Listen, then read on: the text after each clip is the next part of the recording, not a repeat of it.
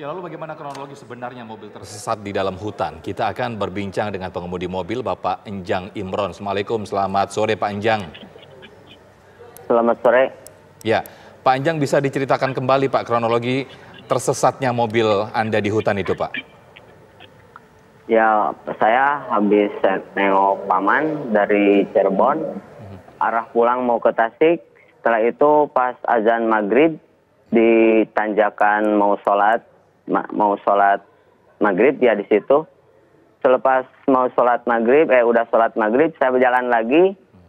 Pas udah 2 tanjakan kedua ada kabut tebal yang saya mau tuju ke sana, dikirain saya itu jurang. Nah, jadi ada belokan ke sebelah kiri.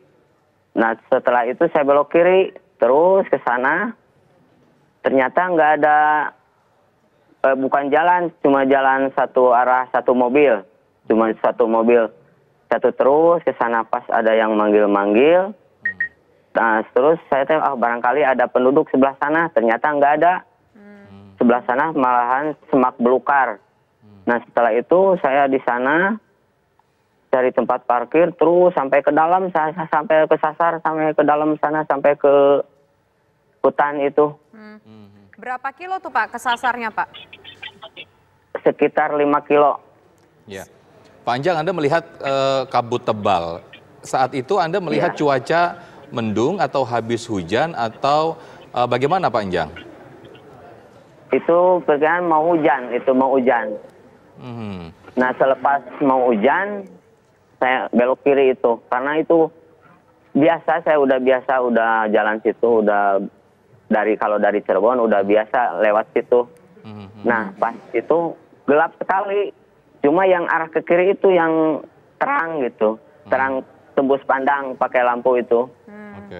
Nah, Pak Enjang, berarti memang sering lewat jalan situ ya? Dan nggak tahu di situ mungkin ada hutan, mungkin ada juga semak belukar, begitu sehingga memilih untuk memilih jalan tersebut? Nggak ada. Nggak ada, dikirain itu jalan, pas sebelah sininya aspal, selama sekitar 1 kilo. Tapi waktu ngelewatin jalan itu kan kita lihat ini kan jalannya kayak tanah, pasti ada perbedaan nih ketika mobil melewati jalan tanah dengan mobil melewati jalan aspal. Normalnya kan harusnya lewatin aspal nih Pak. Berasa nggak pas jalan sekitar 5 kilo itu kayak jalan di tanah atau mungkin kayak berasa jalan di atas aspal aja? Terasa di jalan aspal aja. Saya tiba-tiba udah nyampe sana, ya semak-semak gitu. Nah, terpaksa saya parkir di situ, ya bisa gitu. Itu Pak Enjang, Anda berapa lama merasakan, Anda merasa masih jalan di aspal, kemudian Anda merasa, wah saya tersesat, ini berapa lama? Ya sekitar jam 9-an lah. Enggak, berapa lama? Kilometer dan juga durasi berapa lama itu Anda baru sadar kalau Anda sudah merasa tersesat? 3 kilo baru sadar saya, 3 kilo. Oke, dan lanjut sampai 5 kilo, akhirnya total 8 kilo ya Pak Enjang ya? Iya. Nah, itu akhirnya dapat pertolongan gimana Pak Enjang? Dapat pertolongan gimana? Ada teman saya yang punya kenalan di relawan. Nah, setelah itu dia telepon, kabar-kabar ke tim SAR, lalu ke polisi setempat di sana di Cinambul. Ya, Pak Enjang, selama Anda melihat dari kabut tebal, kemudian Anda mengikuti jalan di aspal yang merasa Anda masih aspal, itu ada kendaraan-kendaraan yang melintas, entah itu motor atau mobil atau orang yang lewat gitu? Nggak ada, tapi suasana kayak rame gitu. Nggak ada sama sekali. Oh, jadi ngerasa kayak di jalan raya ya? Iya. Nah, bahkan ada yang manggil-manggil gitu. Oh, manggil-manggil yang mengarahkan untuk masuk ke dalam ya Pak Enjang ya? Itu kayak apa? Kayak polisi cepek gitu? Itu yang manggil-manggil kayak polisi cepek atau gimana Pak? Iya, kayak polisi cepek gitu. Hoi, sini gitu.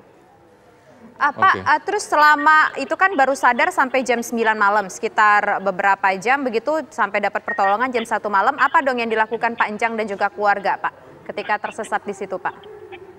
Nah, saya pas habis parkir, ban gembos, saya mau ganti, dongkraknya macet, terus sambil hujan, rintik-rintik, pas hujan besar, Saya masuk lagi ke dalam mobil.